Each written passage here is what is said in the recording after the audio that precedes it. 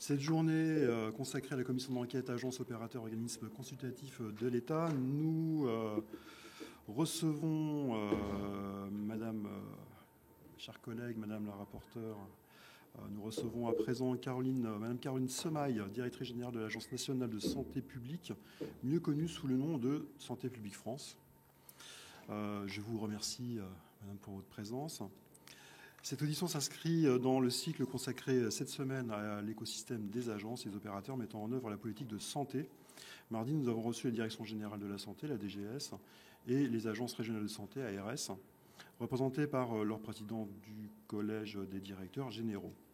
Nous poursuivrons tout à l'heure avec la Haute Autorité de Santé et l'Agence nationale de sécurité du médicament et des produits de santé, la NSM. Santé publique France est l'un des opérateurs les plus importants dans ce domaine. Créée en 2016, par fusion de 4 organismes spécialisés, cette agence a joué un rôle de premier plan lors de la crise du Covid-19. Il sera-t-il que vous reveniez sur les conditions de cette fusion, ainsi que sur votre action pendant la crise sanitaire? Le rôle de la nouvelle agence a été parfois critiqué, y compris ici même, au cours de nos premières auditions. Toutefois, notre rôle n'est pas de refaire une analyse générale de la réponse apportée par la puissance publique pendant la crise sanitaire, ce qui a fait l'objet d'une mission nationale et au Sénat d'une commission d'enquête. Je poserai donc la question telle qu'elle nous intéresse dans la perspective de nos travaux. Et donc cette question est, la structure même de l'agence est-elle en cause? Les choses se seraient-elles passées différemment si les dispositifs de crise existants auparavant avaient été maintenus? Avec notamment un EPRUS, établissement de préparation et de réponse aux urgences sanitaires, autonome. Notre commission d'enquête, Madame la directrice générale, cherche en effet d'abord à comprendre comment l'action publique doit, ou pas, être partiellement transférée de l'administration centrale vers des structures plus ou moins autonomes que sont les agences et les opérateurs. Nous sommes conscients que supprimer une agence ou la fusionner ne supprimerait pas les crédits consacrés à ces missions, ni même la totalité des crédits de personnel. Sur ce dernier point, je vous interrogerai sur les questions relatives au personnel. À ce sujet, nous avons en effet eu des retours contrastés. Santé publique France est un établissement public administratif. Son personnel est-il principalement de droit public? Quelles en sont les conséquences sur la facilité ou pas à recruter et sur les perspectives de reclassement de son personnel s'ils reviennent vers leur administration d'origine? Avant de vous laisser la parole pour un propos introductif d'une dizaine de minutes, il me revient de vous indiquer que cette audition est diffusée en direct et en différé sur le site internet du Sénat et qu'un compte-rendu sera publié. Je dois également vous rappeler qu'un faux témoignage devant notre commission d'enquête serait passible des peines prévues aux articles 434, 13, 14 et 15 du Code pénal, qui peuvent aller de 3 à 7 ans d'emprisonnement et de 45 000 € à 100 000 € d'amende. Je vous remercie par ailleurs de nous faire part de vos éventuels liens d'intérêt en relation avec l'objet de la commission d'enquête. Je vous invite donc à prêter serment, de dire toute la vérité, rien que la vérité, à lever la main droite et à dire « je le jure ». Je pense qu'il y a toutes les trois. Voilà, parce que je pense que vous allez intervenir. Donc, oui. Je le jure. Très bien. Oui. Allez-y. Je le jure. C'est parfait. Donc je vais vous laisser Madame Semaille pour un propos introductif. Après, je passerai la parole à Madame le rapporteur pour une série de questions et on poursuivra sur un échange libre pour creuser cette question pour laquelle je souhaite préciser que nous ne sommes pas des spécialistes, évidemment, et que l'intérêt de cette commission, c'est de rentrer aussi en profondeur sur la façon dont fonctionnent ces agences, et notamment des agences avec lesquelles on n'a pas forcément une actualité, une habitude de travail. Et nous allons consacrer 7 heures pour approfondir nos connaissances, évidemment. Et être critique, clairement. Monsieur le Président, Madame la rapporteure, Mesdames les sénatrices et Messieurs les sénateurs, alors d'abord je vous remercie de me donner l'opportunité de m'exprimer devant votre commission d'enquête pour vous présenter les missions et l'organisation de Santé publique France, sa position et ses relations donc dans l'écosystème sanitaire, ainsi que les évolutions de l'agence depuis sa création, vous l'avez cité, en 2016, il y a 9 ans. Alors évidemment, la question qu'on peut se poser, c'est les structures qui sont en place, dont Santé publique France, sont-elles taillées, armées pour faire face aux besoins d'aujourd'hui? Quelles sont leurs priorités et répondent-elles aux besoins des responsables politiques et de nos citoyens face aux enjeux de santé publique et aux menaces sanitaires. Alors, lors de sa création en 2016, l'ambition de Santé publique France était de placer la prévention, la promotion de la santé, la surveillance et l'intervention en santé en tant que fonction tout aussi essentielle pour la santé que l'accès aux soins. Alors, nos missions sont fondées sur la mise en synergie au sein d'une seule et même agence des fonctions essentielles de santé publique selon les référentiels de l'OMS, c'est-à-dire anticiper et garantir une réponse réactive aux menaces, surveiller l'état de santé de la population dans tous les territoires jusqu'aux territoires ultramarins, développer la prévention et la promotion de la santé.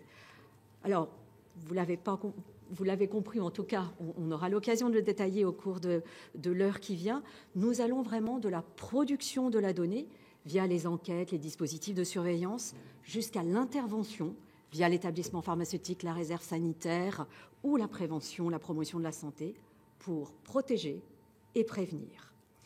Alors je sais, vous l'avez dit, y compris sur ces bancs, et je le respecte, le principe de la fusion pour la création d'une agence nationale de santé publique aux missions intégrées n'avait pas été forcément partagé par tous. Pourtant, je peux témoigner que je mesure tous les jours à la tête de Santé publique France la pertinence de ce modèle pour répondre aux enjeux de santé publique. Alors, je suis médecin de santé publique, infectiologue. J'ai pris mes fonctions en tant que directrice générale de Santé publique France il y a 2 ans, après un parcours dans l'humanitaire, en tant que praticien hospitalier en maladies infectieuses, et puis un long parcours de 20 ans dans plusieurs agences de sécurité sanitaire. L'Institut de veille sanitaire, l'ancêtre de SPF, l'Agence du médicament, l'ANSM, l'ANSES comme numéro 3, puis à nouveau l'Agence du médicament comme numéro 2, directrice générale en charge des opérations, et puis en tant que directrice de Santé publique France.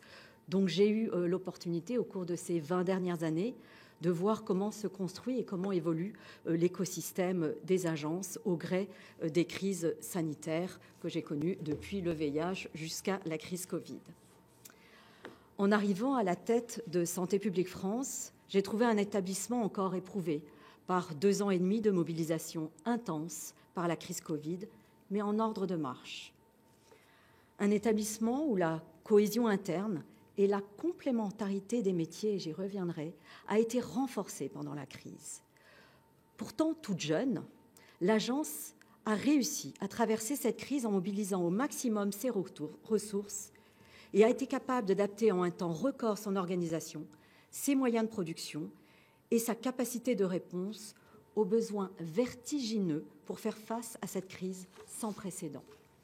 Alors, quoi qu'on en dise, nous lui devons notamment une campagne de vaccination nationale, massive, précoce et réussie sur l'ensemble du territoire dès que le vaccin a été disponible. Alors évidemment, dans cette crise, il y a eu aussi des reproches, des incompréhensions. Je peux vous dire qu'ils ont été entendus et les enseignements de la crise ont été tirés. Certains de ces travaux d'amélioration sont encore en cours et relèvent de l'adaptation en continu aux besoins. Nous avons renforcé et diversifié nos compétences, notamment, je peux citer le recrutement venu de la préfectorale pour la coordination de l'alerte et de la gestion de crise, des pharmaciens logisticiens. Nous avons consolidé nos systèmes de surveillance, nous en avons 74, mais nous en avons créé de nouveaux. Je pense notamment au système Orchidée, qui visera la surveillance hospitalière, nouvelle génération, la surveillance génomique des pathogènes émergènes, qu'on appelle émergène 2.0, la surveillance des eaux usées. Nous avons aussi renforcé l'établissement pharmaceutique et les stocks stratégiques. Nous avons une capacité de stockage qui a été multipliée par 2, qui est disponible en tout point du territoire, qui a été beaucoup mieux répartie, y compris sur les territoires ultramarins. Et les stocks gérés par Santé publique France ont été multipliés par 10. Alors, beaucoup de missions, de corps de contrôle et d'inspection se sont penchés sur notre agence depuis la crise Covid. Votre Assemblée, le Sénat, a d'ailleurs missionné la Cour des comptes pour auditer la gestion de Santé publique France de 2016 à 2022. Nous avons été très contrôlés, et c'est normal, nous devons savoir rendre des comptes. Alors évidemment, je ne suis pas propriétaire du périmètre de l'agence que je dirige et je m'inscris dans le cadre institutionnel qui est considéré comme le plus pertinent par nos décideurs dont vous êtes. Mais l'agence, dont la mission est de protéger la population, doit être en capacité de la remplir. Il y a bien sûr des points d'amélioration et j'y reviendrai. Mais le périmètre intégré, le modèle de la production des données à l'intervention, qui est celui aujourd'hui de Santé publique France, est réellement une force. Alors, cette organisation nous a permis d'atteindre une taille critique. Nous sommes plutôt parmi les plus petits en effectif dans l'écosystème des agences, 596 agents en 2025, qui sont répartis sur l'ensemble des territoires, y compris dans les territoires ultramarins, Guyane, Antilles, Guyane, Réunion, Mayotte.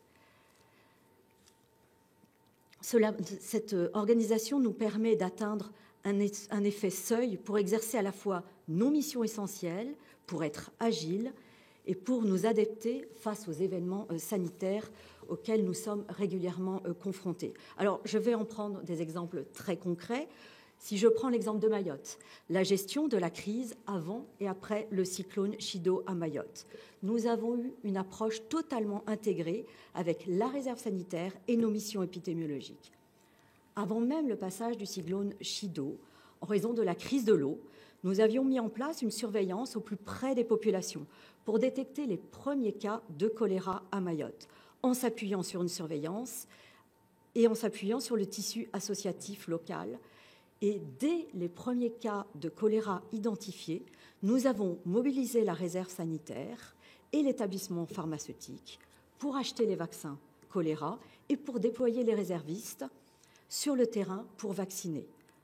Après le passage du cyclone Chido, le 14 décembre, dans une île dévastée où plus aucun système d'information n'était opérationnel, nous avons pu mobiliser les réservistes pour venir en appui au centre hospitalier de Mayotte et sur le terrain pour réarmer la surveillance, en appui à nos épidémiologistes qui eux-mêmes étaient déployés sur le terrain. Nous envoyons très régulièrement en renfort nos agents de Santé publique France sur le terrain. Et au total, une centaine de réservistes sont envoyés en rotation tous les 15 jours à Mayotte, pour une réponse à la fois rapide et également sur le long terme, en appui à la Direction générale de la santé et à l'ARS de Mayotte. En effet, nous sommes très mobilisés en appui aux agences régionales de santé dans toutes les régions de France et tout particulièrement, il faut l'avouer, dans les départements d'outre-mer. Et nos cellules régionales, qui sont présentes dans les départements, dans toutes les régions, apportent une expertise à la fois en épidémiologie et en prévention de terrain. Je suis à combien de temps? C'est bon? Si je prends aussi un autre exemple, pendant 2 ans, nous avons préparé le grand événement qu'a été les Jeux Olympiques pour cartographier les risques, mettre en place des systèmes de surveillance spécifiques, nouer des nouveaux systèmes de surveillance, des nouveaux partenariats, automatiser nos productions. L'agence a été totalement mobilisée tout en gérant les affaires courantes. Les crises et événements sanitaires sont des accélérateurs d'innovation. Leur gestion est des axes forts de notre programme de travail. Alors, je pourrais multiplier à l'infini les exemples de l'intérêt, voire de la nécessité de l'articulation de nos missions. Ce sont les dispositifs de prévention que nous lançons. Nous en avons en 2025 près de 59. Et évidemment, nous les lançons sur la base des priorités de santé publique identifiées par nos productions et évidemment en lien avec la Direction générale de la santé. Nous mobilisons évidemment les stocks de produits de santé qui sont constitués en urgence face aux menaces des maladies et grâce à nos analyses de risque, c'est ce qui a été le cas à Mayotte pour acheter des vaccins choléra, acheter des vaccins typhoïdes et les utiliser sur le terrain. Alors bien entendu, nous pouvons améliorer des choses et nous travaillons déjà sur des nombreux sujets en lien avec le ministère de la Santé. Nous sommes très en lien avec le ministère de la Santé, je dirais quotidiennement. Je pense notamment à la modernisation des systèmes d'information de santé, au développement de l'évaluation et à la modélisation de l'impact des stratégies de prévention. Ce qui nous semble très important de mieux évaluer les stratégies de prévention et de modéliser, ou encore de renforcer les liens de Santé publique France avec la recherche. Alors, s'agissant des synergies avec les autres agences de sécurité sanitaire, alors nous sommes déjà très engagés sur ce point avec des partenaires opérationnels comme l'ANSES, car les missions de Santé publique France et de l'ANSES sont totalement complémentaires. Nous avons d'ailleurs une convention cadre entre nos deux agences où nous nous attachons aussi à coordonner nos grandes enquêtes avec l'adresse et aussi avec les autres acteurs pour éviter les redondances et pour une coordination renforcée, notamment avec l'INCa ou la CNAM, sur les grandes campagnes, et je pourrais vous donner des exemples, afin de rationaliser les coûts et d'améliorer l'efficacité. Je pourrais revenir là-dessus lors de l'heure à venir. En conclusion, je peux partager avec vous le fait que Santé publique France s'appuie sur une trajectoire qui est aujourd'hui ambitieuse. Nous avons un contrat d'objectifs et de performance que j'ai apporté, qui est là, qui a été signé par Madame Vautrin il y a 6 mois. Nous avons une stratégie scientifique pour 2025-2030 qui est partagée avec l'ensemble des équipes en interne et nos partenaires. Et enfin, un collectif très engagé, très mobilisé, avec des compétences rares. En bref, nous avons un COP, un CAP et un collectif. Face aux risques sanitaires, et nous ne sommes pas à l'abri d'une épidémie zoonotique majeure, et nous sommes prêts, et face aux enjeux de santé publique, alors évidemment, il y a le vieillissement de la population, l'impact des changements climatiques, les inégalités sociales et territoriales, l'augmentation de la fréquence et de l'ampleur des urgences sanitaires. Mon message est le suivant. Nous avons collectivement besoin d'une agence forte et consolidée. Je vous remercie de votre attention. Merci Madame. Madame la rapporteure. Oui, merci Monsieur le Président. Donc, pour commencer, juste pour revenir sur certains de vos propos, vous nous avez par exemple cité la mobilisation de l'agence pendant les Jeux Olympiques. On a eu exactement le même propos qui nous a été tenu mardi par les ARS. Donc, voilà, on peut se poser la question de pourquoi... est-ce que... Voilà, c'est toujours la question du recoupement des missions. Et de même, quand vous nous dites oui, Santé publique France peut passer les commandes en cas de crise, mais la gestion de crise, normalement, est du ressort du préfet. Donc, pourquoi est-ce que ce n'est pas les services préfectoraux qui, dans une gestion consolidée de la crise, ne passeraient pas les commandes diverses et variées pour justement la juguler? Est-ce que vous pouvez nous en dire un peu plus sur la nature et le contenu de la convention cadre que vous avez avec l'ANSES? Est-ce que vous nous avez dit qu'après vous aviez des partenariats, donc je comprends que ça doit être de nature moins précise juridiquement, notamment quand vous avez cité l'INCa.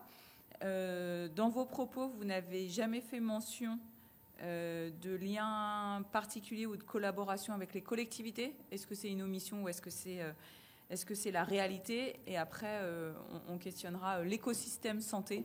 Mais voilà, c'était juste pour rebondir sur vos premiers propos. Alors, je vais commencer par les Jeux Olympiques. Je pense qu'il y avait beaucoup d'acteurs. C'était quand même un grand événement qui, effectivement, avait la particularité, mais vous le savez, de ne pas se situer uniquement dans les stades et qui mobilisait, en fait, plusieurs régions. Donc, effectivement, plusieurs ARS ont été mobilisés puisque les Jeux Olympiques se sont déroulés dans plusieurs villes. Alors, si je dois vous donner une preuve des travaux de Santé publique France pendant les Jeux Olympiques, déjà, nous avons fait bien en amont une cartographie des risques. Donc, nous avons fait une cartographie, on savait qu'il y avait un certain nombre de risques, notamment des risques liés aux maladies infectieuses, la rougeole, puisqu'il y avait une recrudescence, ou la dengue, puisqu'il y avait une possibilité d'importation de cas de dengue. Donc, nous avons fait beaucoup de travaux en amont, notamment donc, cette cartographie, et pendant les Jeux Olympiques, nos partenaires anglais, qui avaient donc eu les Jeux Olympiques à Londres, nous avaient dit ce qui était très important, c'était de disposer des systèmes de surveillance en temps réel. Et bien, je peux vous dire que la France, et pas énormément de pays ont ces systèmes de surveillance en temps réel. Nous disposons d'un système que Santé publique France monitore, enfin coordonne et en a la charge, c'est le système sursaut, c'est-à-dire que nous avons la capacité de savoir tous les jours tout ce qui se passe aux urgences. C'est à la fois le nombre de passages aux urgences et pour quelles raisons ils sont passés aux urgences. Est-ce que c'est pour de la grippe? Est-ce que c'est pour un traumatisme? Est-ce que c'est pour une crise d'angoisse, un suicide, une dépression, etc. Et en fait, pendant les Jeux Olympiques, nous avons utilisé tous nos systèmes de surveillance, j'ai cité qu'on en avait 74, mais tout particulièrement le système de surveillance sursaut qui permet de monitorer ce qui se passe aux urgences et en ville SOS médecins. Et tous les jours à 14h, nous avons fourni au centre de crise donc du ministère de la Santé et du centre de crise des Jeux Olympiques tous les événements sanitaires normaux ou anormaux. Tous les jours, Santé publique France a fourni une cartographie des passages, enfin des événements sanitaires. Ce n'est pas les ARS qui le fournissaient, c'est Santé publique France. Bien entendu, tous ces documents étaient disponibles et étaient diffusés à tous nos partenaires, le ministère de la Santé et évidemment les ARS. Et je peux vous citer aussi qu'on a, alors ça c'était des documents qui étaient quotidiennement fournis à nos tutelles, mais on a aussi toutes les semaines fait un bulletin de surveillance épidémiologique, à la fois en français et en anglais, et on pourra vous les transférer si vous voulez, les 300 bulletins épidémiologiques que nous avons faits pendant la période des Jeux Olympiques. Et on a profité, je vous disais qu'on profitait de chaque événement pour s'améliorer. Dans le cadre des Jeux Olympiques, on a pu automatiser cette production de bulletins qui nous avait été demandée. Tous les jours, on sortait un bulletin pour les tutelles et un bulletin hebdomadaire qui était sur le site de Santé publique France. Qu'est-ce qui justifie que typiquement ce travail de centralisation soit fait par Santé publique France? Alors j'omets que c'est peut-être on a décidé, mais coordonner un système d'information numérique, quelqu'un dans un bureau de l'avenue de Ségur pourrait le faire. Non, c'est notre job. Non, mais c'est votre job parce qu'on vous l'a donné. Mais qu'est-ce qui empêche, qu'est-ce qui fait que Santé publique France est plus en capacité de le faire que, par exemple, le ministère de la Santé? Parce que c'est ça, en fait, les questions qu'on se pose. Je comprends tout à fait. Alors, je vais reprendre. Voilà, parce que là, on va en parler après, mais et vous l'avez dit vous-même en introduction, vous êtes passé dans quasiment tous les acteurs, agences de santé diverses et variées. Et si on regarde d'ailleurs la feuille de route et les missions de Santé publique France, il y a quasiment toujours un recoupement avec une autre agence à côté, agence du médicament. Enfin, on va le voir dans la suite de l'échange. Et donc, on a besoin, nous, en fait, d'arriver à la fin à pouvoir justifier que Santé publique France, en tant que Santé publique France, on ne pourrait pas faire sans et que les missions sont impossibles à redéployer ailleurs. Donc, typiquement, là, vous venez de m'évoquer la gestion d'un système informatique. Pour moi, alors, en plus, un système informatique, par nature, c'est dématérialisé, donc ça peut se faire partout. En fait, c'est tout l'essence de Santé publique France. C'est pas un système. On s'appuie sur des systèmes d'information, mais on fait de la surveillance. Donc, en fait, quand on produit des indicateurs de surveillance, on s'appuie sur des systèmes de surveillance. Là, j'ai cité qu'on avait utilisé le système de surveillance sursaut qui comprend Au Secours. Ce système de surveillance Au Secours, ça fait 20 ans que Santé publique France le porte. Ça ne fait pas 1 an, ça ne fait pas 10 ans, ça fait 20 ans. En gros, ça fait 20 ans qu'effectivement, le système Au Secours fait que l'INVS avant et aujourd'hui Santé publique France a une capacité d'analyse et d'expertise sur des données qui sont produites. En gros, on ne demande pas aux professionnels de santé de nous remplir des questionnaires spécifiques pour ça. Oui, vous imaginez bien qu'on ne le fait pas. Donc, en fait, on utilise en fait, les informations qui sont de toute façon collectées dans les urgences. Alors évidemment, dans les 20 dernières années, on a fait aussi en sorte que quand ils codent pour les urgences, parce que c'est utile pour eux, on essaye d'insérer des codes qui ont un intérêt aussi pour faire de la surveillance épidémiologique. Donc oui, on a ce système de surveillance qui est géré depuis 20 ans par Santé publique France, et ce n'est pas juste recevoir des données, il faut analyser les données. Et ça, c'est le travail d'épidémiologistes. Et les épidémiologistes se trouvent à Santé publique France et avant à l'Institut de veille sanitaire. Empêcherait que les épidémiologistes, par exemple, soient recrutés à la direction de la santé? Parce qu'ils ont besoin, en fait, de travailler. D'abord, ils sont aussi des experts. Donc, si vous voulez envoyer tous les épidémiologistes à l'administration centrale,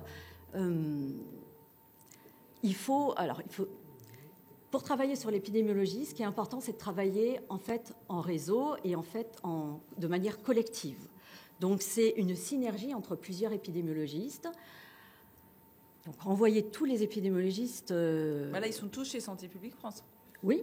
Donc, qu'est-ce qui fait qu'ils sont mieux chez Santé publique France plutôt que dans le ministère? Alors, je vais revenir sur tous les pays du monde. Enfin, non, pas tous les pays du monde. La plupart des pays du monde, en tout cas les pays développés, ont tous une agence de santé publique à peu près équivalente à Santé publique France. Vous connaissez bien sûr les Center Disease Control. Il y avait en Angleterre le Public Health England qui est devenu UKHSC et puis qui a été divisé en deux.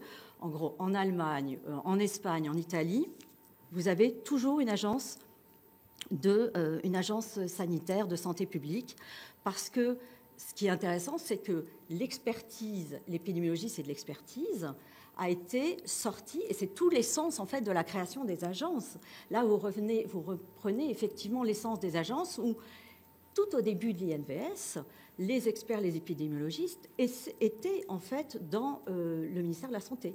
Et la création en 92 du réseau national de santé publique, c'était justement de pouvoir sortir ces fonctions qui sont vraiment de l'expertise, de l'analyse de données, du ministère de la Santé qui, lui, reste sur son cadre normatif et de pouvoir sortir donc les experts, enfin les épidémiologistes, pour qu'ils puissent faire leur travail d'analyse de données. Et on dissocie la décision politique de, justement, une expertise. Donc on a l'expertise d'un côté et la décision politique de l'autre. Nous passons notre temps à nourrir les politiques publiques du ministère de la Santé. Nous avons par exemple, nous avons très peu de juristes à Santé publique France. Les juristes sont plutôt du côté du ministère de la Santé. Nous n'avons pas, ou alors 1 ou 2 juristes, mais je ne sais plus exactement, mais enfin, on n'a pas de fonction de juriste, on a essentiellement des scientifiques ou des logisticiens pour l'établissement pharmaceutique. Et est-ce qu'il n'y a pas une question de meilleure rémunération ou de plus de facilité dans les recrutements pour avoir mis ces épidémiologistes dans une agence alors qu'ils étaient avant en ministère? Ah non, mais quand je dis avant, on parle des années. Alors je crois que la création de la première agence, qui était après l'affaire du sang contaminé, parce que l'idée c'était justement de scinder, de diviser la décision politique de l'expertise. Et donc l'ancêtre de Santé publique France, c'était l'INVS. Avant l'INVS, c'était le réseau national de santé publique. Sur la date de création du RNSP, je crois que c'est 92, mais pardon, je ne sais plus exactement. Et la création du RNSP, qui est donc l'ancêtre de SPF, est vraiment née de la crise du sang, de l'affaire du sang contaminé, pour justement faire que l'expertise soit distincte de la décision politique. Et donc c'est vraiment l'essence même d'une agence comme Santé publique France. Et c'est vrai que pour avoir une expertise la plus développée et pointue, il faut un corpus, il faut un minimum de personnes en fait qui travaillent ensemble. Un expert tout seul n'a pas ne peut pas tout faire. Il faut travailler de manière collégiale. Et d'ailleurs, l'expertise et l'analyse à Santé publique France se fait de manière collégiale. On a en général quelques épidémiologistes qui sont sur des thématiques, mais bien sûr, à chaque fois, il y a discussion avec ses collègues, voire un comité, une collégialité. Donc tout ça se fait dans la collégialité avant de faire... Oui, mais on est d'accord que la collégialité, ce n'est pas le statut de l'établissement dans lequel ils travaillent qui permet de la favoriser ou pas. Enfin, elle pourrait exister dès lors qu'ils sont ensemble dans la même structure. Mais donc, puisque vous avez bien insisté sur la dissociation entre politique et expertise, vous pouvez nous dire que...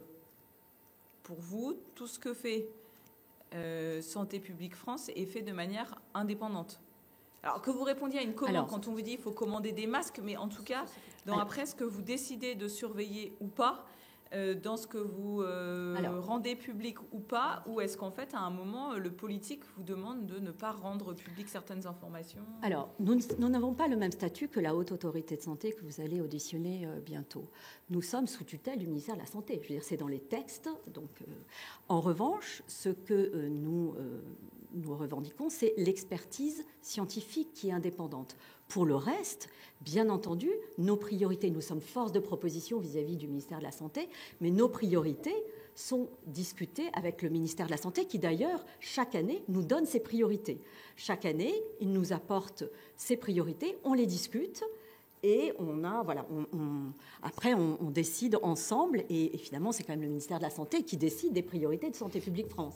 Donc il y a les priorités de Santé publique France, c'est une chose, et puis il y a notre expertise qui elle est indépendante. En termes de alors par contre, si je reprends le stock État, effectivement le stock État, nous agissons pour le compte de l'État. C'est-à-dire que l'État nous dit décide des stocks et nous mettons en musique. Donc, on est responsable de l'opérationnalité. Pareil pour la réserve sanitaire, c'est nous qui faisons tout le côté opérationnel, c'est-à-dire que, mais en revanche, c'est le ministère de la Santé qui nous dit, ben voilà, sur Mayotte, je veux 100 réservistes, tant de chirurgiens, tant d'infirmières, etc. Il nous passe commande, puis après, Santé publique France met en œuvre tout le reste, c'est-à-dire on fait passer une alerte dans notre base de données, on sélectionne, on fait les contrats des réservistes, on leur prend leur billet d'avion, on paye le logement, etc. On organise tout et on les suit et on fait un briefing avant et un briefing après de terrain. Non, mais voilà, c'était pour revenir sur la disjonction entre politique et expertise qui pour moi me semblait pas tellement le cas puisqu'effectivement, comme vous l'avez rappelé, vous êtes sous tutelle du ministère de la Santé. Si vous pouvez revenir sur la convention cadre avec l'ANSES et sur les autres objets juridiques que vous pouvez avoir avec des agences, des établissements de l'écosystème santé. D'accord, donc juste effectivement c'est l'indépendance qui est scientifique, mais évidemment Santé publique France est sous tutelle du ministère de la Santé. Alors avec l'ANSES, nous avons en fait l'ANSES est un partenaire vraiment, les missions de Santé publique France et de l'ANSES sont complètement complémentaires et donc nous avons effectivement signé une convention cadre dont il y a un peu 3 piliers, l'expertise, la surveillance et les enquêtes. Pourquoi ? Si par exemple, je vous donne un exemple d'une enquête, on fait des enquêtes en commun. Donc l'enquête Pestirive, qui est faite pour mesurer l'exposition des riverains ou de non-riverains aux pesticides, nous l'avons faite de manière collégiale avec l'ANSES, chacun dans ses compétences. Si je prends la surveillance, si je prends l'exemple de la surveillance de la grippe aviaire, nous travaillons en totale complémentarité avec l'ANSES. En gros, l'ANSES est plus, d'abord fait tout ce qui est santé animale, ce qui n'est pas du tout notre sujet, mais en revanche, on travaille ensemble, parce que par exemple, si vous avez un foyer de grippe aviaire, donc c'est un foyer de grippe aviaire, donc un élevage de volailles qui est contaminé, on va surveiller l'exposition des éleveurs et des humains autour, et donc nous, Santé publique France, on va faire la surveillance des personnes exposées à cet élevage contaminé. Dès qu'on a une souche humaine, on va aussi la comparer avec les souches des volailles. Donc, l'ANSES, eux, vont regarder la souche des volailles et nous, on va regarder la souche humaine.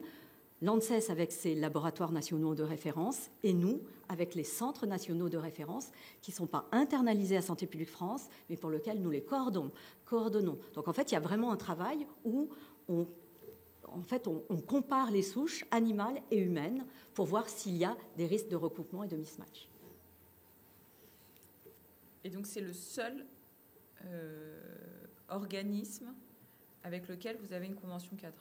Alors non, il y en a d'autres. Alors, j'ai l'INRS, pour lequel j'ai une convention cadre. Alors, j'ai l'ANSES, l'INRS, l'INSERM, Météo France... L'INCa, alors avec l'INCa, en fait, nous finançons les registres, l'INCa et Santé publique France, donc, et nous avons un programme de travail qui est commun. On avait une convention quadripartite qui était en vigueur jusqu'en 2019, il me semble, la convention cadre tripartite Santé publique France, INCa, Francim, qui est le registre, et les hôpitaux de Lyon, HCL. Elle doit être reconduite, sinon on a une convention de financement des registres entre l'INCa et Santé publique France et un programme de travail en partenariat 4 partenaires qui est en cours de renouvellement. Et, donc, et les autres conventions, il m'en manque une, là, il y a l'Institut du Travail. L'ADEME, donc l'ANSES, l'ADEME, l'Institut, l'INRS, et puis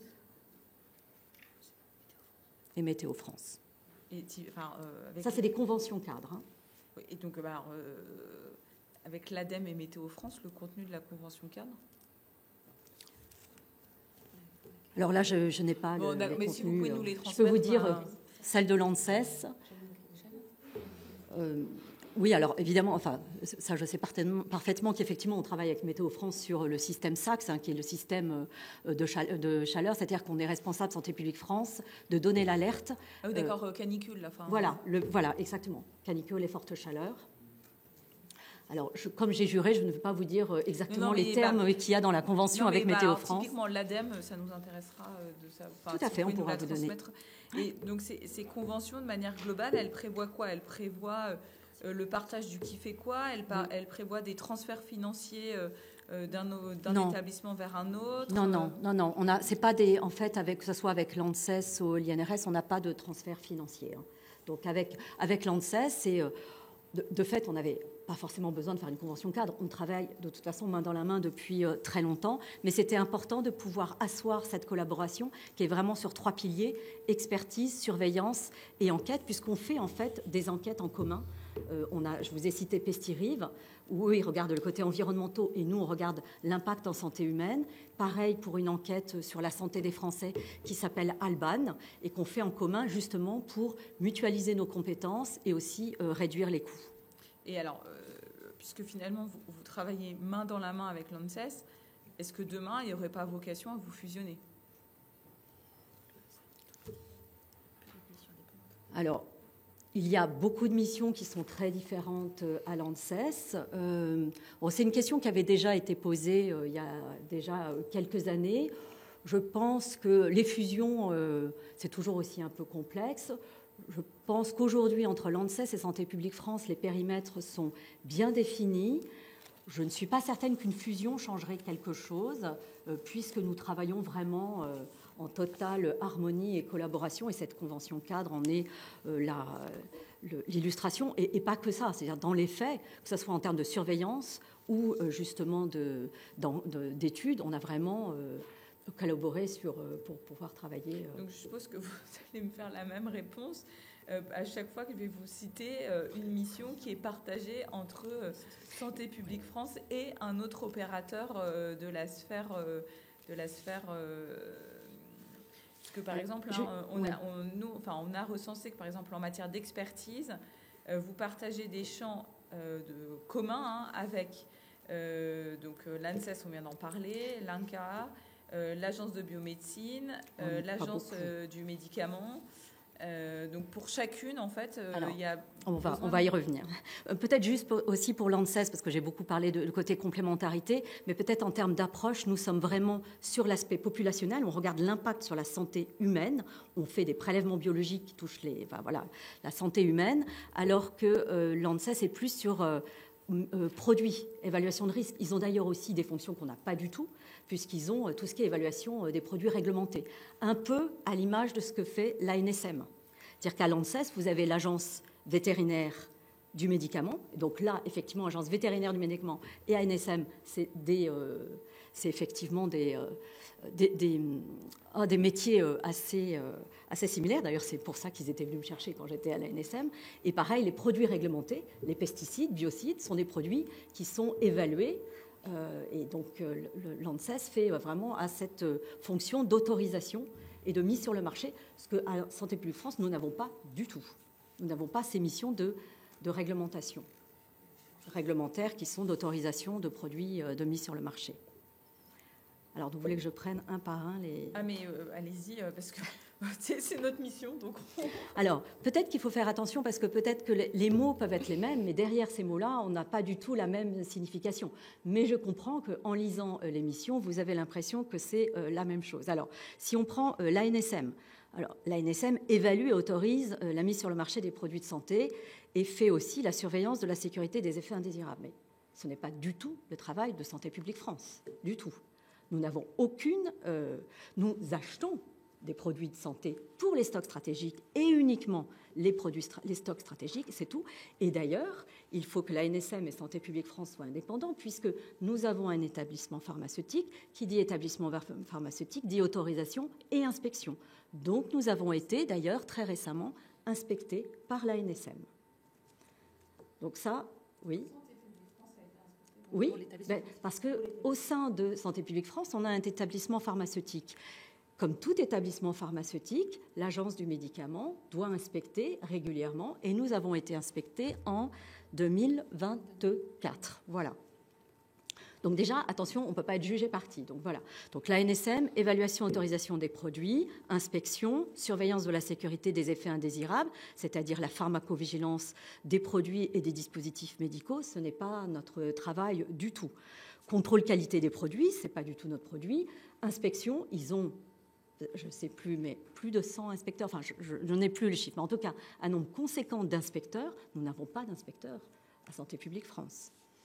Et ils assurent aussi tout ce qui est disponibilité des produits. Alors, attention, parce que j'ai déjà été auditionnée, je crois, il y a à peu près 2 ans dans une commission d'enquête, et on m'a posé la question sur les ruptures de stock. Santé publique France n'est pas du tout en charge de la rupture de stock. Nous, on est vraiment sur des produits stock stratégiques, c'est-à-dire des produits souvent produits en très petite quantité, par exemple des toxines vis-à-vis du botulisme, etc., ou de la diphtérie, ou pour des vaccins, mais on n'a pas des stocks d'amoxicilline, de paracétamol, etc., etc. On n'est pas du tout sur ce champ-là. On peut avoir quelques stocks de doxycycline pour du bioterrorisme, mais pas pour pallier les ruptures de stock. Donc ça, je pense que c'est important. Après, évidemment, on a des bilatérales avec l'ANSM, puisque, par exemple, nous utilisons les mêmes bases de données. La base de données de l'assurance maladie qu'on appelle dans notre jargon SNDS, donc cette base d'assurés, la base de tous les remboursements des assurés sociaux, cette base, donc SNDS, pardon pour le jargon, cette base, elle est très utilisée par tous les opérateurs. L'ANSM pour regarder quelle est l'exposition aux produits, c'est-à-dire combien de, je ne sais pas, de dépakine a été utilisé chez les femmes, etc. Alors que nous, à partir de cette base de données, l'ANSM va regarder l'utilisation des produits, voir les effets indésirables, alors que nous, on va, à partir de cette donnée, de cette base de données, construire des algorithmes qui va, par exemple, pouvoir nous donner la prévalence de la sclérose en plaques. Enfin voilà. Donc nous, on n'a pas une entrée produit de santé, on a vraiment une entrée populationnelle, pathologie. Ce qui est d'ailleurs avec l'ANSES différent, parce qu'eux, ils sont plus risques, et nous, on est populationnel. Donc voilà, les bilatérales, c'est que par exemple, si nous, on travaille sur les troubles autistiques, la prévalence des troubles autistiques en France, on va évidemment faire en sorte que l'algorithme qui est utilisé par l'ANSM et que nous, on utilise un autre algorithme, ce soit le même, pour qu'on puisse pas, enfin voilà, pour qu'on puisse s'accorder sur des méthodologies qui n'ont pas la même finalité, mais au moins sur des méthodologies communes. Alors, l'ABM, l'Agence de la biomédecine, alors, nous avons peu d'interface vraiment à l'ABM, puisque l'Agence de biomédecine autorise et contrôle les greffes d'organes, gère les registres nationaux. Alors, on a une collaboration Santé publique France avec l'ABM sur le registre des reins. Voilà, le registre de la surveillance de l'insuffisance rénale terminale, chronique terminale, est hébergé à l'ABM. Donc, on n'a pas d'overlap, mais en revanche, on travaille en bonne intelligence et quand il peut y avoir des outils qui sont communs aux deux agences, on mutualise, comme je disais pour les enquêtes ou pour les algorithmes sur la base SNDS. Après, l'ABM met en œuvre les dispositifs d'AMP, vigilance, biovigilance, fait la promotion des dons. Alors, vous allez me dire, ils informent, mais ils informent sur les greffes. Nous aussi, on fait de l'information, mais on ne fait pas de l'information sur les mêmes sujets. Donc, c'est vrai que parfois, on a promouvoir, informer, vous allez les trouver dans surveiller, promouvoir, informer. C'est vrai, vous allez les trouver dans plusieurs opérateurs. Mais en fait, on n'informe pas sur les mêmes choses, on ne fait pas la promotion des mêmes choses. Moi, je ne fais pas du tout la promotion des dons. En revanche, je fais la promotion sur tout ce qui est le tabac, l'alcool, etc. Voilà, donc on n'a effectivement pas les mêmes mots ne sont pas appliqués aux mêmes objets, en fait. Vous voulez que je passe sur quel opérateur ? Alors,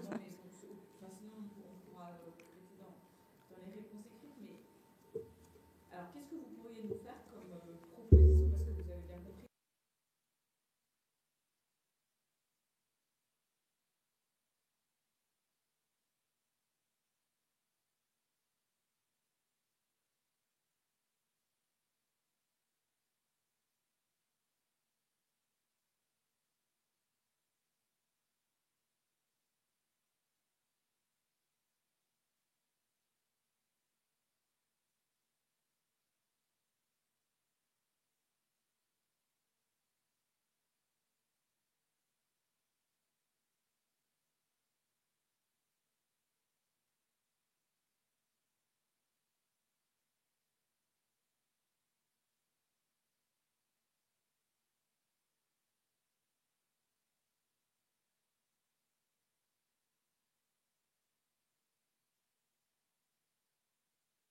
pour juste prolonger la question de Madame le rapporteur, de toute façon, vous avez évoqué dans vos propositions, enfin dans vos propos liminaires, qu'il y a des pistes d'amélioration, donc ça va être le moment de pouvoir les évoquer. Et vous évoquiez aussi, je fais la relation avec la question de Madame le rapporteur sur le fait qu'il y a vous avez des homologues certainement au niveau européen, ou au niveau international, européen. J'imagine qu'il y a des relations, des mises en relation, qu'il y a un partage à la fois des données, des pratiques, des expérimentations. Enfin voilà, je pense qu'il y a un travail qui se fait à l'échelle de l'ensemble des opérateurs au niveau européen. Et la question qui se prolonge de celle de Mme Lavarde, c'est y a-t-il à un moment donné une capacité à mutualiser à l'échelle européenne ce type d'agence? Alors peut-être pas sur toutes les missions, mais sur certaines missions. Ou alors complètement, et à ce moment-là, ça donne un os à ronger à notre commission, mais voilà. On essaye d'aller assez loin dans le questionnement de la capacité à évolution, de la façon dont les choses se pratiquent, parce que la question budgétaire qui va nous être posée d'ici quelques mois, si elle n'a pas des réponses sur des questions organisationnelles, de mutualisation, d'amélioration de l'existant, elle va être sur un positionnement qui va être radical de rabotage, comme on sait très bien faire sur le vote des budgets nationaux, et c'est pas forcément ce qu'il y a de mieux et ce qu'il y a de plus opérationnel, en tout cas pour tout le service public et notamment les agences.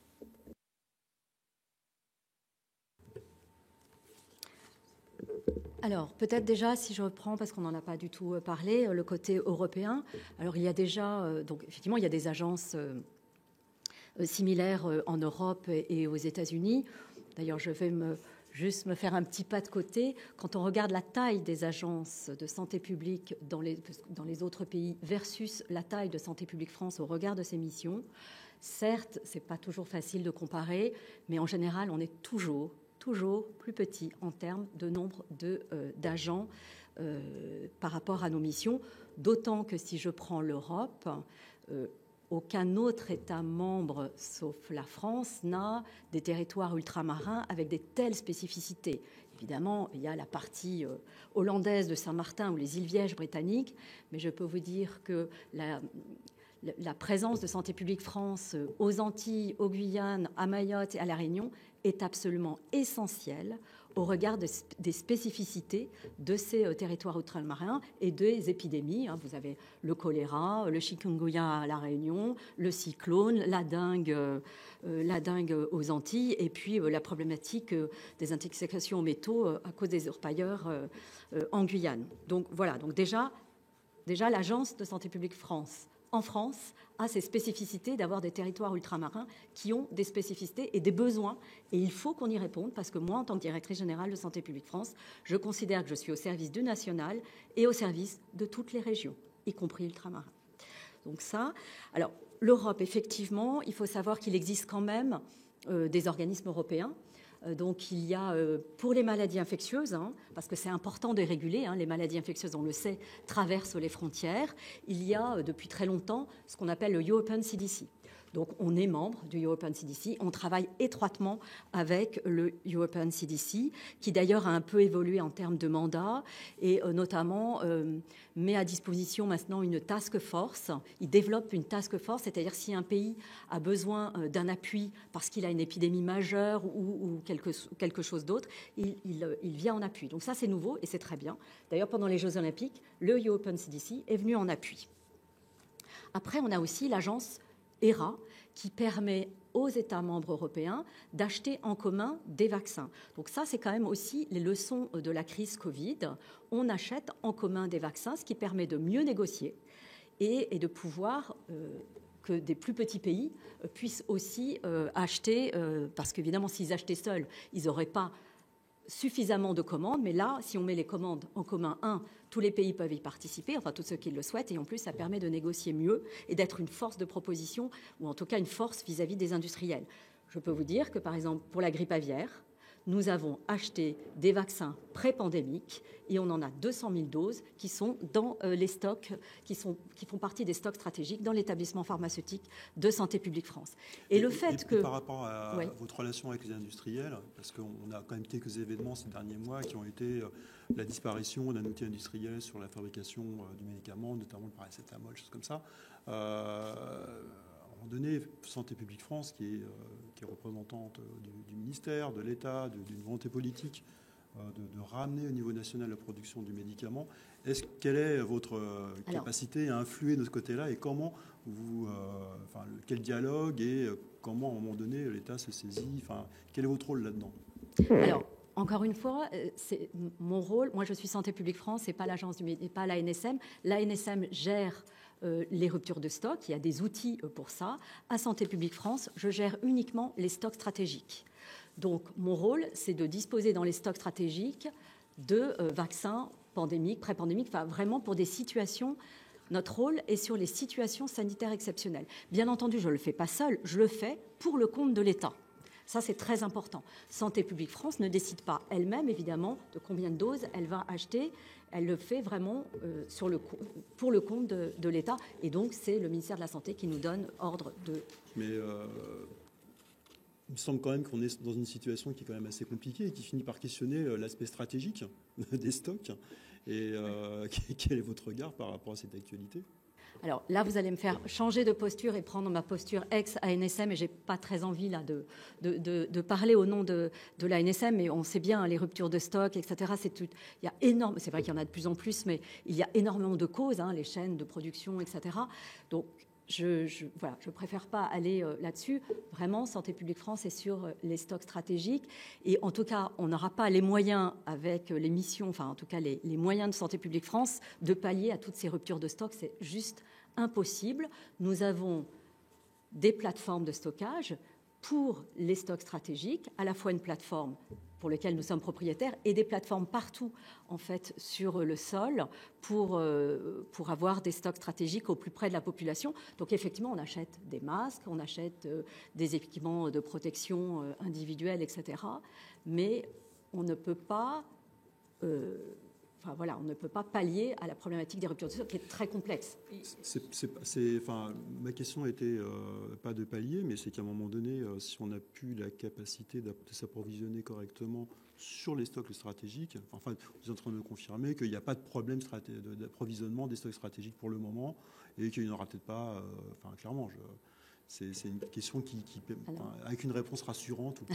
C'est les stocks stratégiques de l'État. Donc, en général, on est sur des produits, en dehors des masques, des gants, etc. On est sur des médicaments que habituellement, on ne retrouve pas en pharmacie. Je pense aux vaccins pré-pandémiques, on ne les retrouve pas à l'officine. Je pense aux toxines antidiphtériques pour le botulisme. C'est des produits biologiques difficiles à produire. Donc, on a des stocks et on les garde, on les centralise. On est vraiment sur des situations sanitaires exceptionnelles. Et effectivement... Et ces stocks, ils sont calculés comment? Il y a à peu près 70 millions d'habitants en France, vous avez 70 millions de doses. Alors effectivement, ça dépend. On a aussi de l'iode, etc. On s'appuie.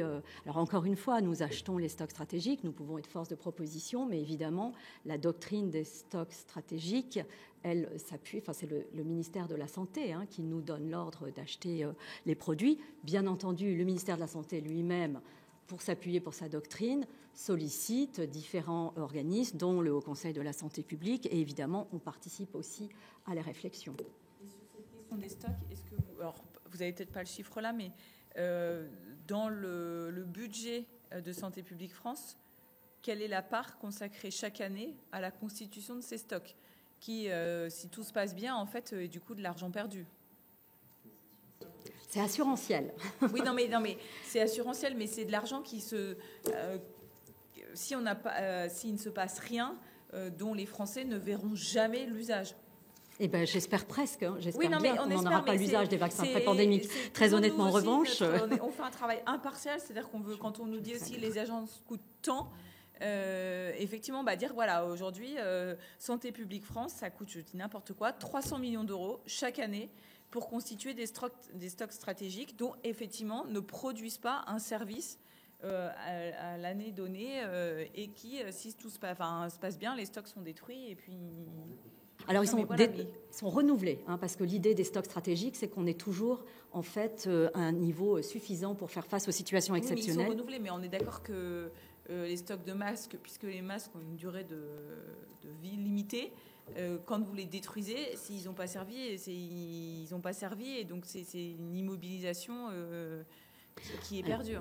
Alors, effectivement, le budget de Santé publique France peut paraître assez important quand on regarde le budget parce que les stocks stratégiques sont une grande partie de notre budget. On a ce qu'on appelle le budget socle et on a le budget qui est lié aux stocks stratégiques, qui, bien sûr, si demain il y a une pandémie grippe aviaire, il va certainement augmenter.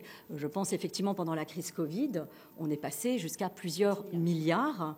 Donc, on a cette flexibilité. Et encore une fois, d'ailleurs, je le souligne, c'est justement parce qu'on est une agence et en dehors du ministère de la Santé qu'on a cette agilité pour passer des appels d'offres, etc., très rapidement. Donc là, Marianne me dit, alors le chiffre, on a juré, vas-y, je préfère te laisser parce que tu as les tableaux sous les yeux, je préfère que ce soit toi qui donne le chiffre exact. Alors ça dépend on peut dire que c'est à peu près 200 millions d'euros. On pourra vous donner le détail. Vous savez que la confidentialité s'attache au stock stratégique de l'État. Mais évidemment, on pourra produire tout le détail et la commission d'enquête en dehors de l'audition publique. Je pense que ça n'emportera pas information. Et effectivement, on est dans une logique totalement assurantielle. On l'a bien vu à l'occasion de la gestion de la crise, de la crise Covid. Et c'est vrai qu'on a eu la capacité tout de suite à monter un budget de 4 milliards d'euros, plus de 4 milliards d'euros chaque année en 2020-2021, parce qu'on nous a confié la tâche d'acheter donc des masques en 2020 pour protéger les soignants, comme tous les autres pays, et qu'ensuite nous avons acquis les vaccins contre la pandémie, contre la Covid, que nous continuons d'acheter et on continue d'en assurer la distribution. Et donc ça fait l'objet d'un budget qui est exceptionnel de crise, qui est bien distingué et qui est séparé de notre budget socle classique. Et juste, vous nous dites les vaccins, vous êtes chargé de la distribution, donc derrière vous avez des recettes. Ou là vous ne parlez que des vaccins pour les professionnels de santé. Alors on ne parle que des vaccins qui, encore une fois, font partie du stock stratégique de l'État, qui donc répondent à des menaces sanitaires graves. Donc lorsque la pandémie Covid est née, on a demandé à Santé publique France, parce que ça fait partie de ses missions, le ministre nous a demandé d'acquérir les moyens de répondre à une menace sanitaire grave, qui était la Covid. Et donc, nous avons passé les commandes pour le compte de la France, les marchés ayant été conclus au niveau européen, auprès des laboratoires pharmaceutiques qui produisaient les vaccins Covid à ARN messager. On a été missionné parce que c'était des vaccins totalement nouveaux, émergents évidemment sur le marché, produits très rapidement pour répondre à un nouveau virus. Et ça fait partie totalement de nos missions. Donc, c'est nous qui les avons achetés. On en a assuré évidemment la distribution avec tous nos partenaires habituels, des dépositaires pharmaceutiques. Et donc, on continue maintenant de détenir le stock des vaccins contre la Covid. Mais en revanche, encore une fois, ce sont des vaccins très spécifiques, comme l'a dit Mme Semaille, la directrice générale, parce qu'ils répondent à une menace sanitaire grave. Non, mais aujourd'hui, je comprends très bien ça en 2020-2021, mais aujourd'hui, on continue de vacciner les personnes âgées et autres contre le Covid. Là, on n'est pas dans un stock stratégique. Donc, c'est-à-dire que vos vaccins, ils sont commandés au cas où on aurait une résurgence. Non, pour l'instant, on continue de les. C'est un choix qui a été fait de les acheter, d'en assurer la distribution, mais jusqu'en 2026 au moins. Jusqu'en 2026, mais je vous rassure, en se reposant sur un circuit de distribution logistique pharmaceutique qui se rapproche de celui du droit commun, notamment s'appuyant sur le grossiste répartiteur. Je suis désolée, mais j'ai toujours pas compris à quoi servent ces vaccins qu'on achète. Mais si jamais vous les redonnez dans les pharmacies pour vacciner les plus de 65 ans, mais le plus de 65 ans, quand il se fait vacciner, il paye quelque chose. Non. Ah, il vient avec son bon et personne ne paye rien. C'est l'assurance maladie qui paye. Derrière, c'est l'assurance maladie. Ils sont financés par l'assurance maladie. Mais qui vous rend, l'assurance maladie, elle vous verse notre budget. l'argent. Oui, on a un budget. Mais... En fait, notre budget, il est aussi, à la hauteur de tous les stocks qu'on doit acheter. Oui, il est dans le 6e sous-objectif. C'est ça. Oui, voilà, on dépend de la sécurité sociale. Et encore une fois, nous préparons avec le ministère la distribution selon un circuit désormais de droit commun des vaccins de la Covid. Là, il s'agit d'un schéma de transition entre le début de la crise et un schéma qui sera ensuite beaucoup plus normal. Juste pour compléter un peu les questions du rapporteur sur toutes ces questions de stock stratégique, est-ce qu'il y a une politique européenne ? Alors, la politique... Enfin, il faut bien voir parce que... même de veille sanitaire, ou même de tout ce que vous faites, parce que là, finalement, on a beaucoup parlé de l'écosystème de santé français, mais comment tout ça s'insère aussi après, et est-ce qu'il n'y a pas certaines choses qui pourraient être complètement mutualisées à l'échelle européenne et à ne plus, à plus disposer des entités nationales dans chacun des 27 pays ? Je pense qu'avant qu'on en... Alors déjà, si je reprends sur la surveillance, je viens de le dire, effectivement, il y a un CDC européen, mais qui s'appuie justement sur la surveillance de tous les pays. Le principe de European CDC, c'est de venir en appui de manière exceptionnelle s'il y a un besoin, et encore ça c'est nouveau, mais sinon le CDC européen s'appuie sur les données de surveillance qui sont collectées par chacun des pays. En revanche, évidemment, il y a une harmonisation des collectes et de la manière de collecter et des systèmes de surveillance. Donc il y a une volonté d'harmonisation pour que justement les données au niveau européen puissent être analysées, comparées et interprétables. Mais pour l'instant, le CDC ne se substitue pas aux agences nationales, sauf en cas de situation sanitaire exceptionnelle. Et je vous dis, ça c'est assez nouveau, c'est la possibilité, quand il y a, je ne sais pas, une énorme épidémie, je dirais par exemple de rougeole ou quelque chose, bon, ça n'a pas été le cas encore, hein, mais un peu à la manière, enfin, à l'image d'ailleurs de la réserve sanitaire, et c'est vraiment sur la réserve sanitaire que le CDC a d'ailleurs regardé notre modèle de manière à regarder, notre modèle, il s'est intéressé à notre modèle, parce que c'est nouveau cette task force de l'European CDC pour pouvoir venir en appui à des petits ou des grands pays. Et ils sont venus, je vous ai dit, pendant les Jeux Olympiques, ils sont venus nous aider, notamment sur la veille scientifique. Après, c'est HERA, c'est l'agence HERA qui permet d'acheter en commun nos vaccins pré-pandémiques. Nous avons passé la commande auprès d'un marché européen, où chaque pays disait « moi, je veux tant de vaccins ». Et donc, ça permet après d'avoir une offre qui est plus importante et de pouvoir négocier de manière plus formelle avec les industriels. J'ai une petite question un peu naïve, parce que quand vous disiez tout à l'heure, il y a des stocks stratégiques. Je reste un peu là-dessus parce que c'est stratégique. Par exemple, les masques, une fois qu'ils sont périmés, on va les détruire. Je pense que les vaccins, stratégiquement, c'est pas pour répondre à une pandémie en cours, c'est les sérums plutôt en général qui permettent le vaccin, c'est la prévision. En général, les vaccins ou les sérums, où il y a une durée de vie de, je sais pas, de quelques jours, quelques mois, quelques années, éventuellement. Enfin, ça se conserve de manière très particulière. Et est-ce que vous attendez en fait que les produits soient périmés et vous les détruisez, ou est-ce que vous les faites tourner de façon à ne pas attendre la date de péremption et les utiliser peut-être à un endroit où en effet il y a besoin, vous faites tourner les stocks et ça profite à des territoires qui sont en difficulté sur ces types de produits.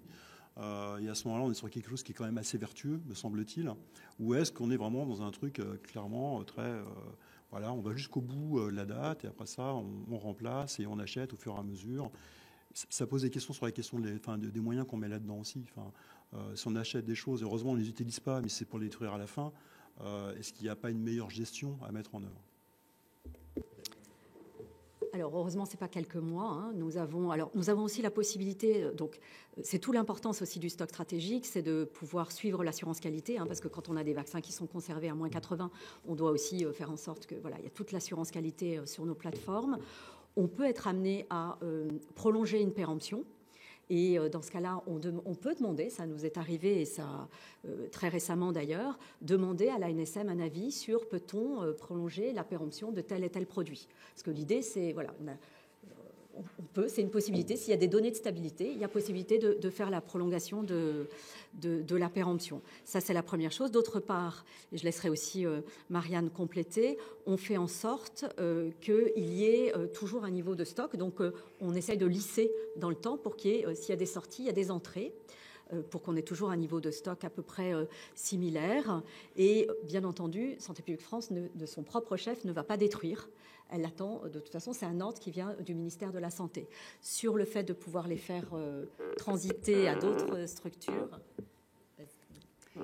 Oui, pour compléter, on a beaucoup étudié, à la demande aussi de la Direction générale de santé, en lien avec elle, avec le ministère, la possibilité, je crois que c'est votre question, Monsieur le Président, de pouvoir avoir ce qu'on appelle une gestion dynamique des stocks, ou dit autrement, essayer de disposer pour certains de produits de stocks dits tournants, pour éviter une péremption inutile. Ce n'est pas aisé du tout. Pourquoi ? Parce que le propre même des stocks stratégiques de l'État, c'est, on l'a dit tout à l'heure, de répondre à une menace sanitaire très grave. Et donc, ce sont des produits, la directrice générale l'a dit tout à l'heure, qui sont très rares, souvent qui sont produits par un seul laboratoire, parfois, ou deux, sur le marché mondial. Des produits donc, qui sont rares et qui sont monopolistiques et qui ne sont pas forcément, pour lesquels on n'a pas une capacité de négociation et une capacité de fourniture très importante de la part du laboratoire en question. Donc, néanmoins, sur certains produits, on peut prendre par exemple, pour sortir des médicaments, les masques, qui sont en nombre très important. On avait mené, à la demande du ministère de la Santé, une étude, un sourcing très, très, très, très fourni auprès des fournisseurs de masques, notamment français, qui sont nos fournisseurs, pour savoir s'il était possible d'organiser un marché dans lequel les industriels, dès lors qu'ils sont capables d'écouler leur propre stock vis-à-vis de particuliers, pourraient mettre à disposition de manière permanente une quantité de masques dans leur propre entreprise, en les faisant tourner, c'est-à-dire que, en estimant qu'il y avait toujours, si jamais l'État en avait besoin, il serait capable, à un moment, en cas d'émergence de pandémique, par exemple, de pouvoir stopper l'écoulement et en tout cas mettre à disposition des masques auprès de l'État, mais en continuant, mais sans bloquer, évidemment, c'est votre question, une quantité de masques qui sont inutilisés, en les faisant donc rouler et écouler.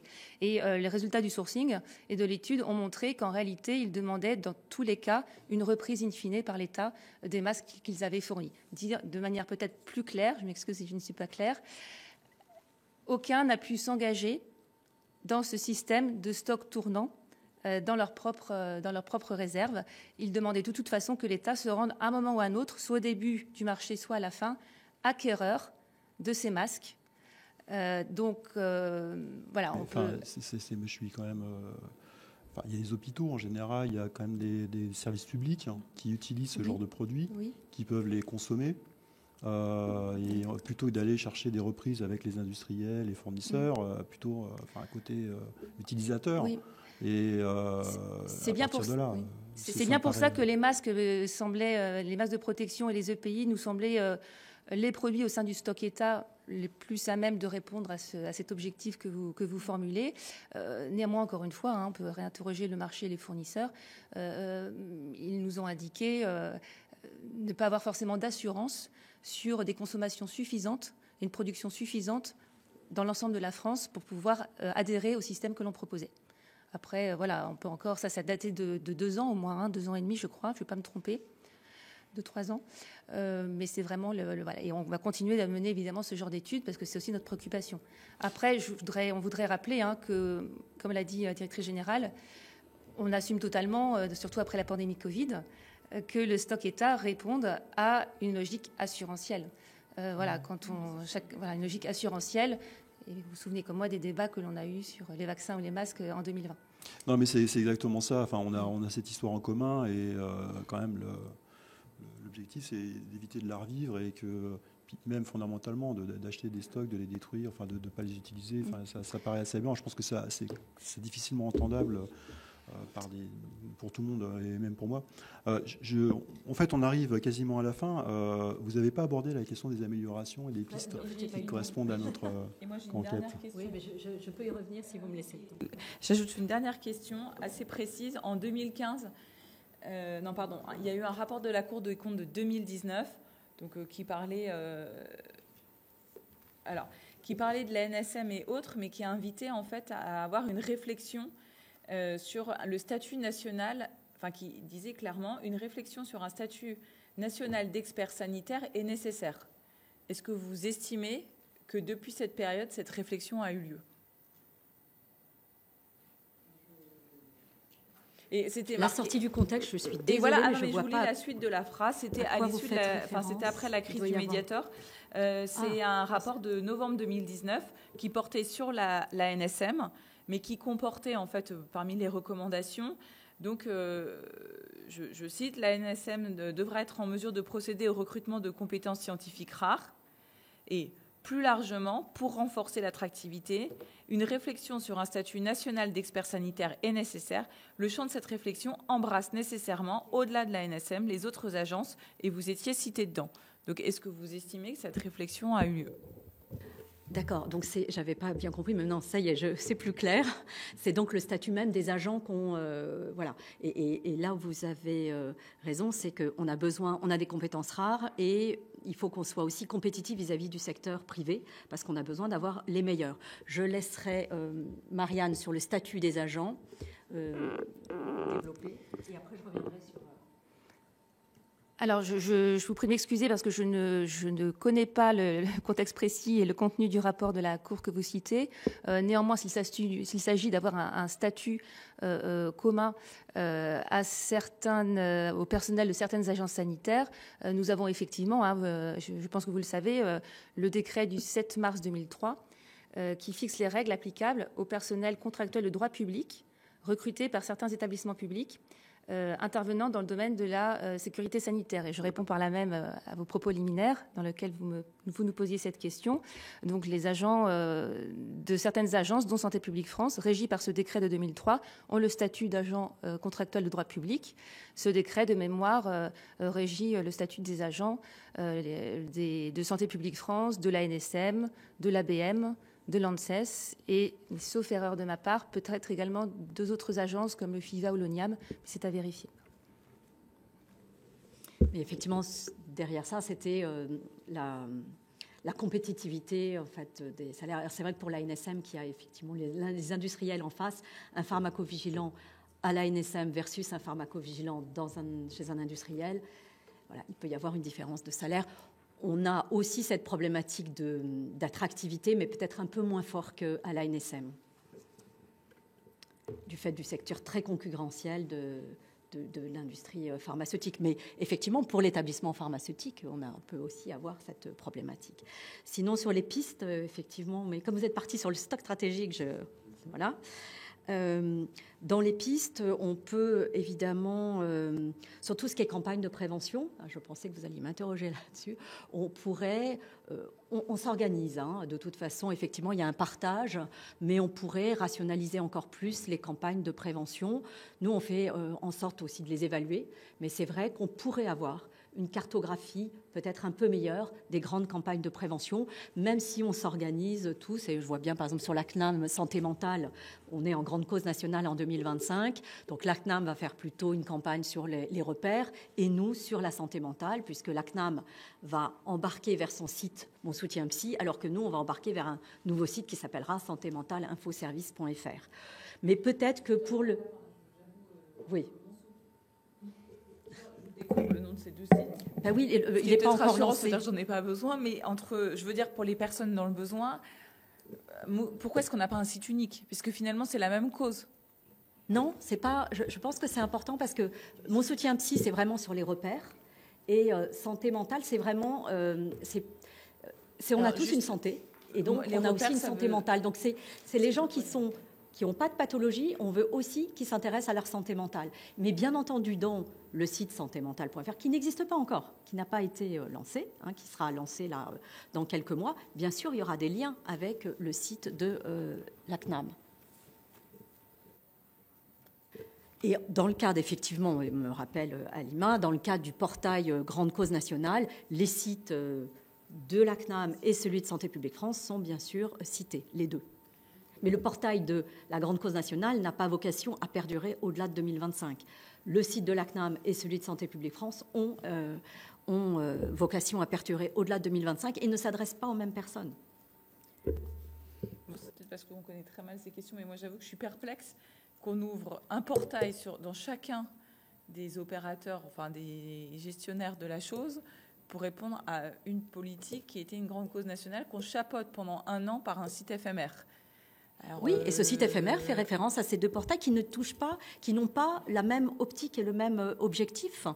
Donc il est important aussi, mais évidemment que ça soit dans le site santé mentale, notre site santé mentale, on fera référence au site de la CNAM. Je pense que c'est intéressant pour nous que vous nous explicitiez par écrit quelle va être la spécificité. Enfin, nous, on n'est pas du tout experts. Par contre, on est citoyen, on peut être conseil. Et en fait, aujourd'hui, moi, je comprends pas en fait l'intérêt d'avoir différents portails, même pas des entrées différentes à l'intérieur d'un même site, mais différents portails pour une cause nationale. Donc, si en plus on veut que ce soit vraiment une cause nationale, il faut que ce soit facile d'accès. Alors, pardon, je me suis vraiment très mal exprimée. La grande cause nationale n'est que pour l'année 2025. Donc le portail que vous citez, il est éphémère. Les activités, les actions de promotion d'information, que ce soit de la CNAM ou de Santé publique France, ont vocation à perdurer au-delà de 2025. Donc aujourd'hui, le site de la grande cause nationale, effectivement, est le portail unique. Aujourd'hui, il est un portail unique et il envoie vers plein d'autres choses. En 2026, il ne sera plus là. Donc il faut que les sources d'information existent. Et donc, nous, il y avait une demande de faire la promotion de la santé mentale. Donc d'ailleurs, on fera une grande campagne sur la santé mentale en septembre 2025 pour que les Français qui connaissent maintenant, grâce à la grande cause activité physique, on a beaucoup parlé, on a une santé physique, etc., mais on a aussi une santé mentale. Donc là, on s'adresse à tout à chacun, pas forcément aux déprimés, aux anxieux, etc. L'idée, c'est de conserver et de faire la promotion de cette santé mentale. On a une santé et on a une santé mentale. Et ce que nous, on va pousser, c'est il faut la préserver par le sommeil, l'activité physique, aussi faire des choses pour autrui, etc. Enfin, voilà, on a tout un site qui permettra aussi d'aider le citoyen. Il est vraiment ouvert là, vraiment très largement. C'est une demande et un souhait. La santé mentale et la pédopsychiatrie, tous ces sujets-là qui sont en souffrance intégrale sur les territoires, je pense malheureusement qu'on ne les réglerait pas sur je pense que tout est bon à prendre pour communiquer et pour alerter et quand on parle des choses, on met parfois des moyens parce qu'on finit par prendre conscience. Moi, je suis dans un département où la question de la santé, la pédopsychiatrie dans les hôpitaux, c'est une catastrophe. Et on est face à des problématiques psychiatriques en ville qui sont dramatiques aujourd'hui et qui mènent à des choses catastrophiques et avec des raccourcis, comme on commence à le faire dans cette période un peu inquiétante. Je reviens sur c'est justement l'importance de ne pas arriver jusqu'à la problématique, les troubles psychiques. Et notre objectif, c'est d'arriver en amont, d'être sur la prévention et de faire en sorte qu'on a une santé mentale qu'il faut l'entretenir pour justement pas aller vers... et ça peut être aussi une possibilité, mais on peut aussi, en faisant plus de prévention et d'information, de faire prendre conscience aux Français qu'il faut entretenir sa santé mentale. Oui, si le message passe, c'est tant mieux. Après, malheureusement, comment on accompagne les gens autrement que par de la sensibilisation. Je reviens sur la question d'origine. Il y a une commission d'enquête. Il y a les questions de communication,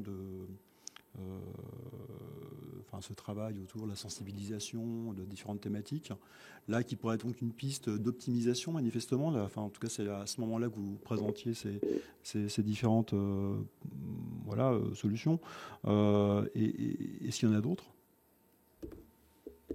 Alors on a aussi, et ça on le partage avec l'INCa, on cofinance Santé publique France et l'INCa les registres. Peut-être qu'on pourrait aussi regarder, mais de toute façon c'est une question qui était au Parlement aussi, sur les registres. Donc sur les registres, on aurait probablement, on pourrait revoir un petit peu la stratégie vis-à-vis des registres.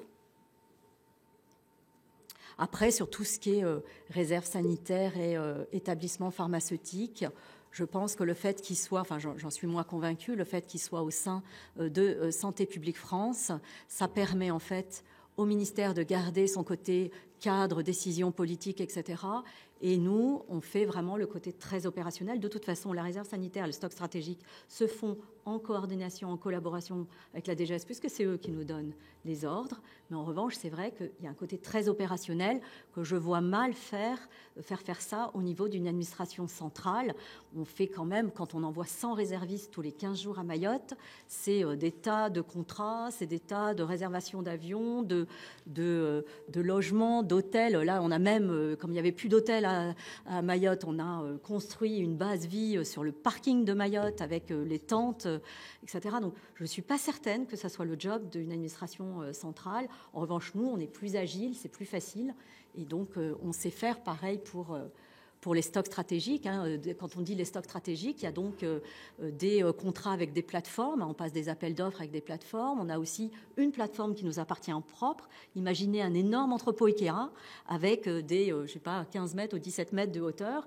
Il faut des logisticiens, des caristes, des manutentionnaires. Je ne suis pas certaine que ce soit le job de l'administration centrale que de gérer des logisticiens, des caristes, etc. Et voilà.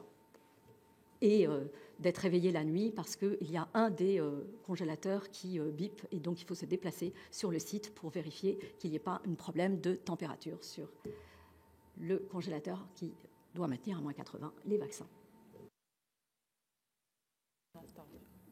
Bien, écoutez, on va arrêter à ce moment de notre audition. Merci beaucoup, mesdames, pour nous avoir rejoints sur cette commission d'enquête. Merci pour les éléments que vous avez pu nous donner, pour la qualité de l'échange et des informations. Nous allons poursuivre nos échanges avec d'autres opérateurs en cette fin d'après-midi. Merci encore. Bon retour.